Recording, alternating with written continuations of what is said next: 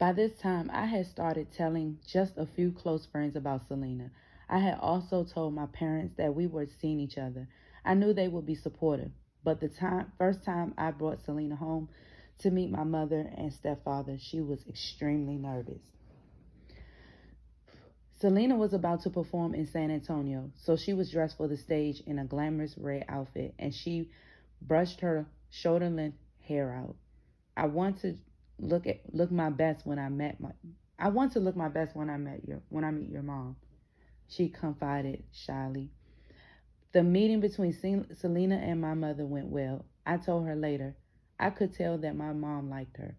Still, Selena said, I was more nervous about meeting your mom than I was about going on stage tonight.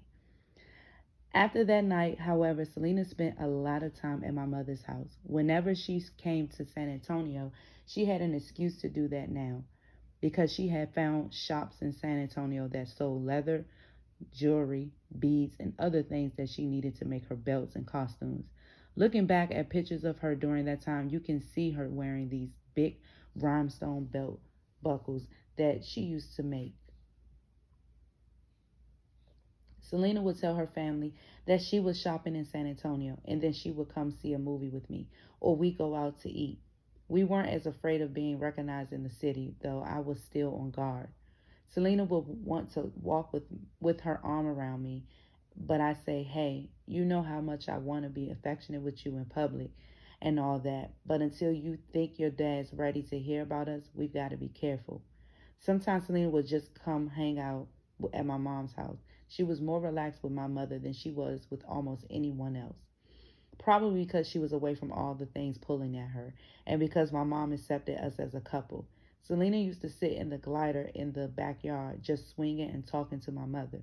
She also loved taking walks with my mom around the neighborhood because it was quiet and nobody even recognized her. She enjoyed watching my stepfather cook too. Once he had bought a big roast with a bone. While we were in the kitchen talking, Selena watched Pops, mesmerized as he cut up the meat for stew and set the bone aside. She was fascinated by these small domestic details because she had been on the road for so many years with her family. What are you going to do with that bone? She asked. I'm going to make soup, Pop said. Really? You can use a bone to make soup? She was amazed. Another night when my mom suggested a walk, Selena asked if she could walk to the corner barefoot. Startled by my mother, told her that of course she could, but why do you want to? I just want to feel the warm cement on the soles of my feet. Selena said, I never get to do that. Another afternoon, I was outside washing the car with my stepfather. Selena and my mom had just came back from shopping with when all of a sudden the ice cream truck came by. Selena ran back outside, all excited. Can you get some ice cream, Chris? Can we go to the truck? I asked. I laughed and said sure. Selena made a beeline for that truck. Reminded me again of all the simple things about childhood that I've taken for granted that Selena never had. She had given up her childhood to make music and go on the road with her family. She never she never complained about it, but Selena was never really allowed to be carefree the way most of us were. Sometimes I felt that loss for her. I was happy to give her at least a glimpse into that ordinary people live way of live life. Looking back, I only wish that I could have given her more.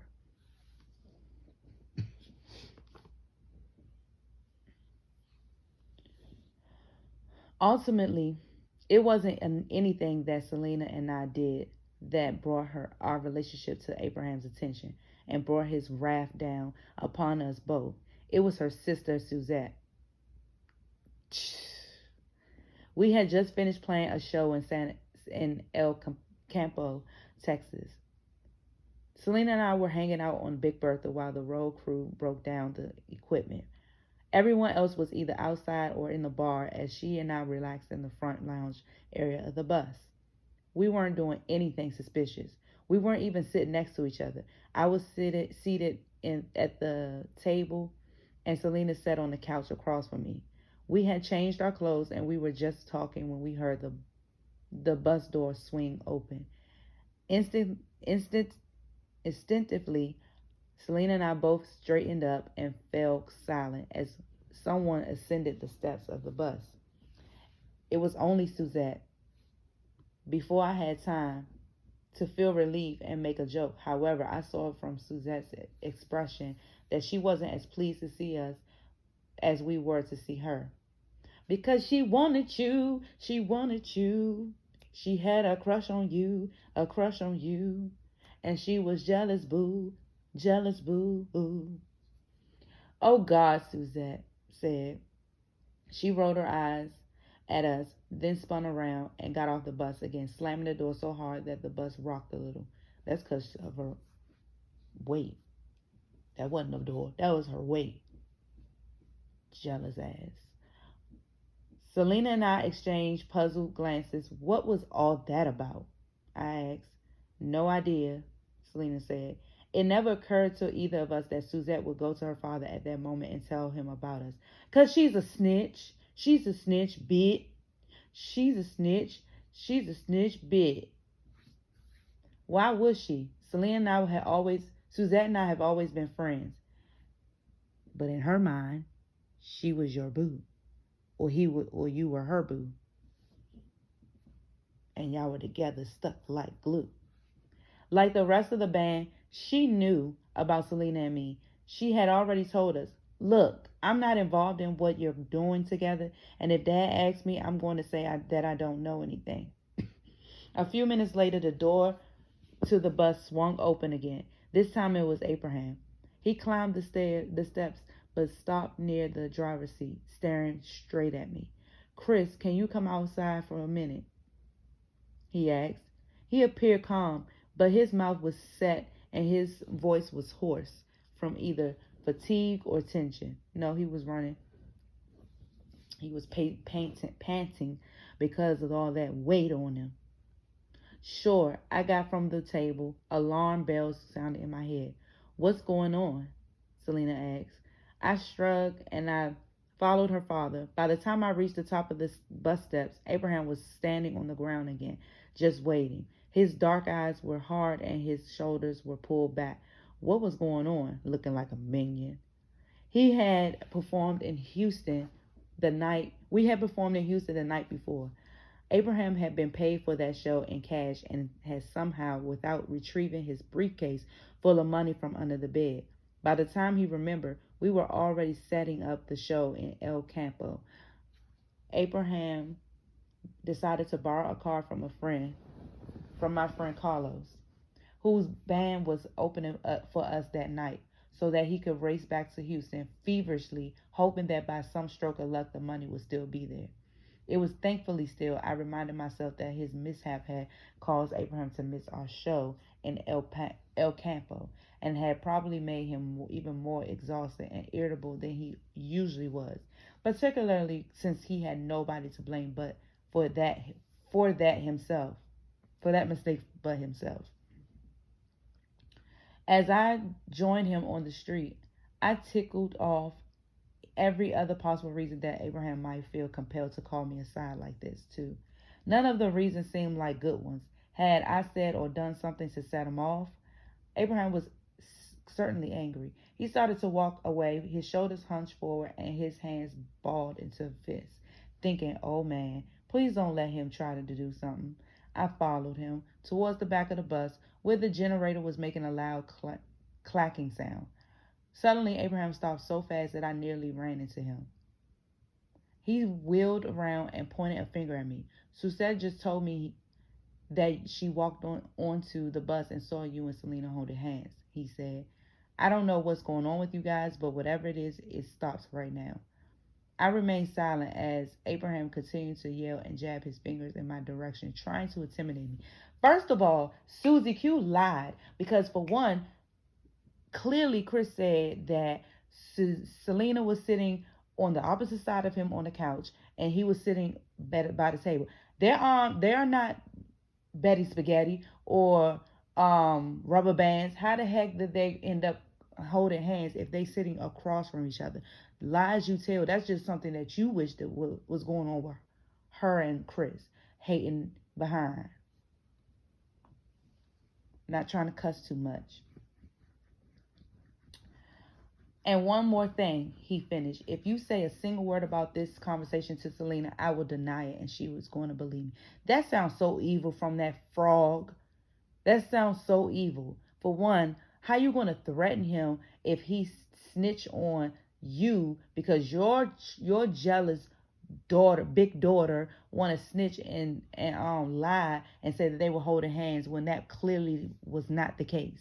And then you're going to sit up there and lie and say you're going to lie to Selena and deny it and she'll believe. I mean, granted, Selena is very trusting. She may believe him, but I highly doubt it. I highly doubt it. Because if you put two and two together, Suzette came on the bus, then she stormed out. Then Abraham came on the bus and wanted to talk to Chris alone. She would put two and two together. She's smart like that, I'm sure. She would say, she would not believe anything that her father had said about that. Come on now. What had made Suzette say something to him? To this day, I have no idea. Come on now, Chris. Wake up. The girl liked you. She wanted you. Period. It was probably just a rift between sisters. Nothing serious, just a bad mood. No, it wasn't. But if that's what makes you feel good at night, then okay. I could have denied holding hands with Selena. That was the truth, after all. But I didn't bother. Abraham had good reason to be accusing me. Besides, I was tired of living with the worry that every day Selena and I were doing something wrong and loving each other and hiding it from her father. I had known that sooner or later Abraham would discover our secret, and this worry had been a constant thorn in my side. We were so happy and so in love, yet there was this one thing that I constantly itched to fix. More than for me, I wanted to fix the situation for Selena's sake. She worked harder and was more generous than anyone I've ever met. She deserved to have her father's blessing and have people be happy for her. I didn't want to lie to Abraham anymore. At the same time, I also didn't want to defy him or make him any angrier than he already was. If there was any right words or right deeds I could have done to change his mind about Selena and me, I would have done them. I just didn't know what they were. So I just said, okay, what else was there to say? All I wanted at the moment was to diffuse the situation. My only other option would have been to tell him, no, I'm not going to stop seeing Selena. I had a pretty good idea how that would go over. Thankfully, my response seemed to satisfy him. Abraham turned on his heels and stormed off. He must have thought he won. He didn't know how serious my relationship with Selena already was. He certainly didn't suspect that Selena and I were already lovers. Ooh, already lovers and friends. Oh yeah, they were effing again. Or that we saw each other nearly every day when we weren't touring. In his view, his daughter and I were just two kids who started flirting. In love? Impossible. Once Abraham had huffed back into the building with the road crew, I rejoined Selena on the bus. I think your sister told your father that she came on the bus and saw us holding hands, I said. Selena was furious. She wanted to go after Susie Q. I wish she would have done it. Oh, I wish she would have done it. Snatched her by her head. Fling her big behind across the floor. And the crap out of her for being a snitch bee. A snitch bee. A snitch bee. A snitch bee. And have it out with her. I had to calm her down. I didn't want Selena arguing with Susie Q in front of everyone. What good would that do? Everyone we cared about, except Abraham, had already been told about us or had seen us express our feelings to each other in some way. My mom, Selena's mom, my friend Carlos and his mom, our friends, everyone in the band. So fighting out in the open could only make things worse with Abraham. Things were incredibly tense on the bus in the days after that. I was trying to walk a fine line between keeping Selena happy and making everyone else happy too. including her father and the band. I didn't want to lose my job, and stupidly, I kept thinking that once Abraham calmed down, we would all be able to talk openly about what was going on and he accept the situation. That didn't happen. Instead, Abraham grew increasingly difficult to be around. He was in danger of losing his little girl and his star and his guard up. The band members, including ABCDFG and Susie Q, turned their backs on me, scarcely speaking to me unless it was absolutely essential to the work we were doing. They seemed bipolar. Okay. Meanwhile, I continued to act like nothing was going on between Selena and me, and I didn't want to act disrespectfully in front of Abraham, nor did I want to jeopardize my position in the band. I loved playing with the Los Dinos. I also knew how upset Selena would be if I weren't able to play with them. I was frankly surprised that Abraham let me stay. He must have assumed that I was going to do whatever he said. It's everyone else did. Besides, how could I possibly be a threat or worthy of his daughter's affection? He was in charge of his family and his band. I was just a lonely guitarist and musician. Musicians were a dime a dozen. At the same time, Abraham was now on high alert for any potential trouble within the ranks. He kept a sharp eye on us and made sure that 99% of the time he was with Selena everywhere she went. Little did he know that Selena and I were still seeing each other in San Antonio and Corpus whenever the band wasn't on the road. Naturally, it hurt my feelings when the other band members shunned me. I thought we were friends, but now they made it clear that nobody had my back. Or on the other hand, what did I expect? Like me, nobody wanted to lose his job or mess with or mess with Abraham.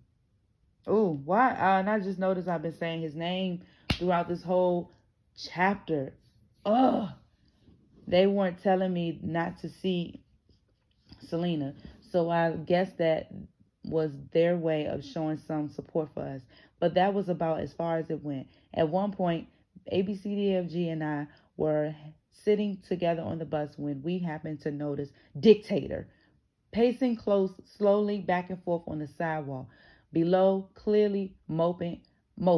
I wanted to go down there and tell Dictator how I felt about Selena, but I knew there was nothing I could say that wouldn't provoke another fit of rage. He was on his period. That's what it was. Dude, I hate this, I told ABCDFG. Hate what? He said. I hated that it's so hard for your dad to think about Selena and me being together. Don't worry, ABCDFG reassured me. Dad will get over this. You just got to give him some time. Man, I said to myself, I don't see that ever happening.